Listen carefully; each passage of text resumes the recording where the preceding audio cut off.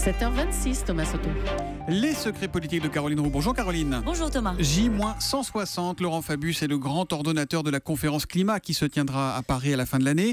L'info politique, c'est sa version d'une conférence climat réussie que vous nous livrez ce matin. Oui, alors pour que ce soit réussi, il faut d'abord que la France démontre qu'elle sait recevoir. L'accueil des 50 000 participants, c'est un sujet, Thomas, qu'il gère aussi, comme le dit une de ses collaboratrices. Il s'occupe de tout, même de la qualité et des prix des snacks qu'on trouvera sur place au Bourget. Alors sur le contenu, plus sérieusement, le ministre des Affaires étrangères a une idée précise de ce que serait un succès. Il liste 4 conditions. Unanimité sur l'objectif de maintenir le réchauffement climatique en dessous de 2 degrés, ça c'est l'essentiel. Mise en place d'un système mondial d'alerte et d'assurance pour les catastrophes naturelles, ça c'est une proposition française.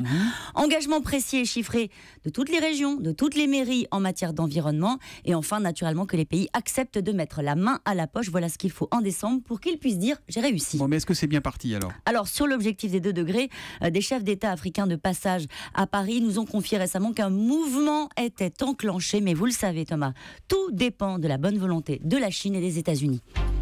La gauche de la gauche a été reçue à l'Élysée hier, Caroline, d'où la question politique du jour. Est-ce que ça s'est bien passé ? Très bien, presque trop bien, si l'on en croit les participants, comme le dit l'un d'eux amusé. Nous étions d'accord sur tout avec le président de la République. Je rappelle que le sujet était le soutien de la France au peuple grec. Alors la version de l'Élysée est un peu différente. Un conseiller du président raconte que l'entretien était simple et direct et qu'il a surtout démontré, François Hollande, qu'il savait écouter, renouer les fils du dialogue. Ça passe, Thomas, par ce genre d'attention.